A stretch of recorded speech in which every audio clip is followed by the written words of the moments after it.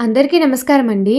ఈ వీడియోలో నేను మనం జరుపుకునే పండుగల్లో అతిపెద్ద పండుగ సంక్రాంతి పండుగ గురించి సంక్రాంతి విశిష్టత గురించి అయితే ఈ సంక్రాంతి పండుగ రోజు పెద్దలకు అంటే మన పూర్వీకులకు బట్టలు పెడుతూ ఉంటారు. ఆ బట్టలను ఏ సమయంలో పెట్టాలి, అలాగే ఈరోజు బట్టలు పెట్టడం కుదరలేదు అనుకుంటే మళ్ళీ ఆ బట్టలు పెట్టే రోజు ఏ రోజు పెట్టాలి అనే వాటి గురించి, అలాగే ఈ సంక్రాంతి రోజున చేయవలసిన ముఖ్యమైన పనులేంటి, అలాగే ఈ పెద్ద పండుగను మన ఇంట్లోనే సింపుల్గా ఏ విధంగా చేసుకోవాలి అనే వాటి గురించి పూర్తి ఇన్ఫర్మేషన్ షేర్ చేస్తున్నానండి. వీడియోని ఎక్కడ స్కిప్ చేయకుండా చూడడానికి ప్రయత్నించండి. సూర్యుడు మకర రాశిలో ప్రవేశించడాన్ని సంక్రాంతి అంటారు. దీనిని ఉత్తరాయణ ప్రారంభంగా భావిస్తారు. ఈ మకర సంక్రాంతి పండుగను 3 రోజుల పండుగగా జరుపుకుంటారు. సంక్రాంతిని ప్రధానంగా 3 రోజులు జరుపుకుంటారు: భోగి, సంక్రాంతి, కనుమ. అయితే భోగి రోజున పాత వస్తువులను మంటల్లో వేసి అంటే భోగి మంటలు వేసి కొత్త ఆలోచనలు మరియు మార్పులకు శ్రీకారం చుట్టే రోజు. అయితే ఈ సంక్రాంతి రోజు సూర్య భగవానుని ఆరాధించే ప్రధాన పండుగ రోజుగా భావిస్తాము. మరియు ఈ రోజు పితృదేవతలకు తర్పణాలు వదులుతూ ఉంటారండి. మరియు పితృదేవతలకు వాళ్లకు ఇష్టమైనవి వండి నివేదిస్తారు. అలాగే వాళ్ళకి బట్టలు కూడా సమర్పిస్తూ ఉంటారు. అయితే ఈ బట్టలు పెట్టే కార్యక్రమం ఎప్పుడు చేయాలంటే మకర సంక్రాంతి నాడు పుణ్యకాలంలో చేయాలి. అంటే పుణ్యకాలం ఎప్పుడుందంటే మధ్యాహ్నం 3:13 నుండి ప్రారంభమయ్యే మహాపుణ్యకాలంలో తర్పణాలు వదలడం మరియు మన పితృదేవతలకు బట్టలు సమర్పించడం లాంటివి చేయాలి. అలాగే ఈ సంక్రాంతి రోజుల్లో హరిదాసులు ఇంటింటికి తిరిగి శ్రీ మహావిష్ణువు నామాన్ని కీర్తిస్తూ భిక్షాటన చేస్తారు కదండి. అలా ఎవరైనా మన ఇంటికి భిక్షాటానికి వస్తే లేదు అనుకోకుండా ఒక 10 రూపాయలైనా వాళ్ళ చేతిలో పెట్టి పంపించండి. ఎందుకంటే ఎంతో ప్రాధాన్యత కలిగిన ఈ 3 రోజుల్లో ఎవరు మన ఇంటికి వచ్చి చేయి చాపినా వాళ్ళని ఉత్తి చేతితో వెనక్కి పంపించకూడదంట. అయితే ఈ మకర సంక్రాంతి రోజు శ్రీ మహావిష్ణువుని విష్ణు సహస్రనామాలతో పెద్దగా ఈ పూజను ఆచరించడం వల్ల ఆ విష్ణుమూర్తి అనుగ్రహం మనపై తొందరగా పడుతుంది. అలాగే మీ ఇంట్లో శివలింగం ఉంది అనుకుంటే ఆ శివలింగానికి ఈ మకర సంక్రాంతి రోజు రుద్రాభిషేకం చేయడం మర్చిపోకండి. ఈ మకర సంక్రాంతి రోజున శివలింగానికి రుద్రాభిషేకం చేయడం వల్ల చాలా ప్రయోజనాలు ఉన్నాయి. మామూలు రోజుల్లో రుద్రాభిషేకం చేయడం వల్ల అద్భుతమైన ఫలితం లభిస్తుంది.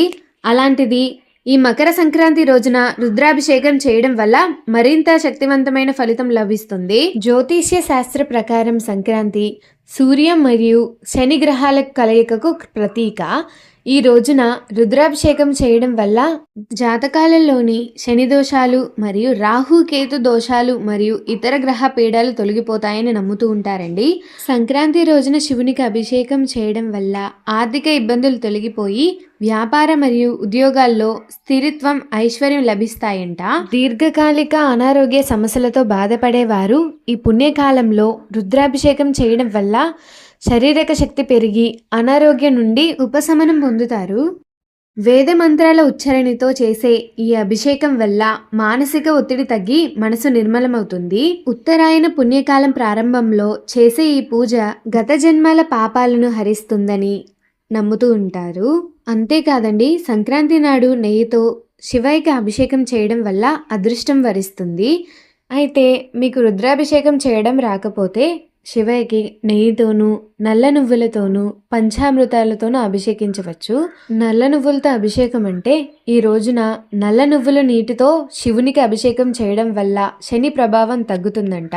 అలాగే పంచామృతాలతో అభిషేకం చేస్తే సకల సంపదలు వరిస్తాయని నమ్ముతూ ఉంటారు.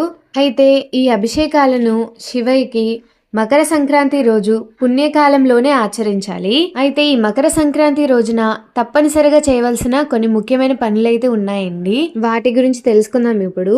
మీకు కుదిరితే సంక్రాంతి రోజున పుణ్య నదుల్లో స్నానం ఆచరించండి. అంటే గంగా, కృష్ణ, గోదావరి వంటి నదుల్లో ఆచరించండి. మీకు ఒకవేళ కుదరలేదు అనుకుంటే కనీసం ఇంట్లో మీరు స్నానం ఆచరించే నీళ్ళల్లో నల్ల నువ్వులు కలుపుకుని వాటితో స్నానం ఆచరించండి. అలాగే సూర్యుడు మకర రాశిలో ప్రవేశిస్తాడు కాబట్టి సూర్యోదయం సమయంలో సూర్య భగవానునికి ఆర్ఘ్యం ఇవ్వడం మంచిది.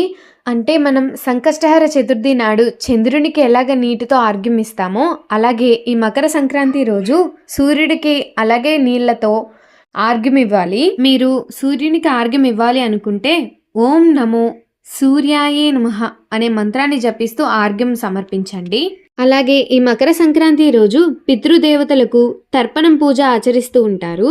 ఈ రోజున పితృదేవతలకు నల్ల నువ్వులు మరియు నీటితో తర్పణం వదలాలి. చాలా ప్రదేశాల్లో ఈ మకర సంక్రాంతి రోజు పితృదేవతలకు తర్పణాలు వదులుతూ ఉంటారు. అలా ఒకవేళ మీరు తర్పణాలు వదలలేకపోతే వారి ఫోటోలకు కొత్త బట్టలు మరియు నైవేద్యం సమర్పించి ఆశీస్సులు పొందండి. ఇలా మీరు తర్పణాలు వదలలేక బట్టలు మాత్రం సమర్పించాలి అంటే మకర సంక్రాంతి రోజున వచ్చే పుణ్యకాలంలోనే సమర్పించాలి.